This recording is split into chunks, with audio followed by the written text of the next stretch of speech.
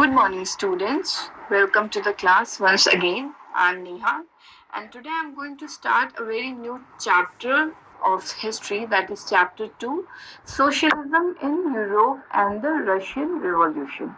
Now, in the earlier previous chapter, we already have seen the powerful ideas of freedom and equality that was circulated and brought up after French Revolution. So today we are going to study that what after French Revolution and what different in different world societies changed. So see, the French Revolution opened up the possibility of creating a change in society. Means people wanted change in society after French Revolution because France had started to change in certain ways. So people of different nation, different in the world also wanted to see the change in their society also. And we have already seen in French Revolution and also in other countries, the before 18th century, society was divided into different parts. Like in French Revolution, we already have studied that French society was divided into three parts, three states, that was first, second, and third, and also orders. Okay, in some countries, the society was divided into orders. Now, in these states, we saw that the church and nobility, which belonged to the first and second state, controlled all the economic and social power. Means all the powers were concentrated in their hand and they had certain privileges in the society. So after French Revolution happened in France, the things started to change. Change started to be seen in different areas and in different countries, we can say. For example, in Europe and Asia and also many other countries, talked about the individual right, the right that were seen in French Revolution, that were given to the people after French Revolution occurred. People started to talk about that right in their country, individual right and control of social power. They started to think that the power should not be in the hand of the higher authority, but the equality should be given to people. So not only that, but our Indian leaders, some of our Indian leaders also started to talk after French Revolution happened, and the event after French Revolution, they took out the ideas and talked about the significance of French Revolution. And what they did, they debated about the ideas of post-revolutionary Europe. Means how was Europe before French Revolution and how it changed after French Revolution. People started to debate over this. But although we are seeing that the change was the new thing that was seen by different people, but there were also some people in Europe that did not want change. They did not want Europe to be changed in any way. So people, we can say, the people in Europe were divided into different category or groups, and these groups were conservative, liberals, and radicals. Now we saw the after French Revolution, a revolution started in Russia, and through the revolution in Russia, socialism became very important, and powerful ideas started to change the society in Russia also after France. So we are going to see there how Russia and Europe socialism changed Europe and Russia in certain ways. So first, let us see that if we are talking about that these terms conservative, liberals, and radicals, we see that these are certain terms, but we must think that how people, since people had different mindset, how people were linked together between these strands of politics. Okay, so in this chapter we are going to see that there is some important political transition or tradition of the 19th century, and that influenced change in the society. Okay, one event which attempted, and one very important event that attempted at the radical transformation of society was Russian Revolution. And through this revolution in Russia, socialism became very significant, important, and we can say powerful.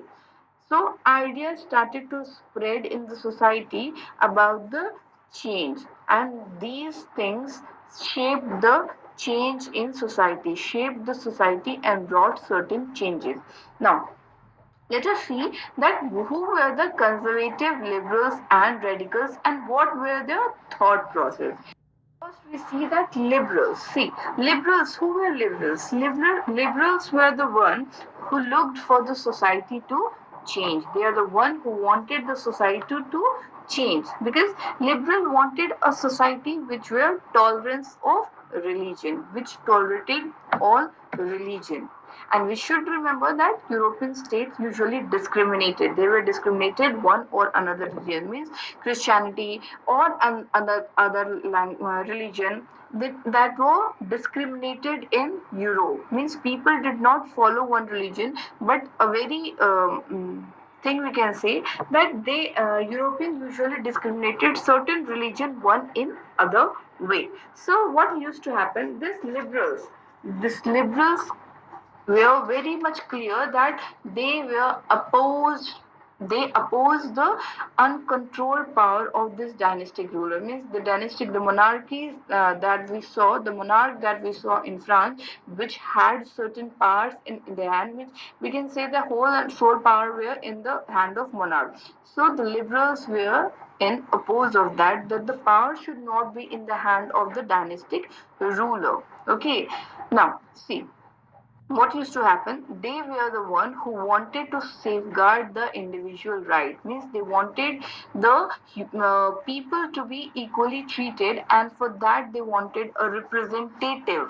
Okay, they wanted a representative parliamentary government, a government which was well trained, and a judiciary which could look after the crime of the people that were being committed in Europe. So they were a kind of people who wanted these changes, but they were non-democrats. Okay, they were not democratic. They did not believe in universal adult franchise, although they were the people who wanted that there should be a representative parliamentary government, well-trained judiciary in their country, but who were radicals. Now the radicals, in contrast to the liberal, if we talk about the radicals, radicals were the one who wanted a change in nation in which government was based on the majority of country's population. Means they were the one who were democratic and wanted democratic change in the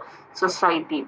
Now, many people in the radicals, there were many people who supported women's suffragette movement.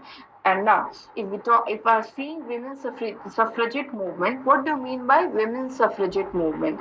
This is a movement that is given to the women for their right to vote. Okay, for their voting right, this is a particular movement that is called women's suffragette movement. So the radicals were in support of the women that they should get the right to vote.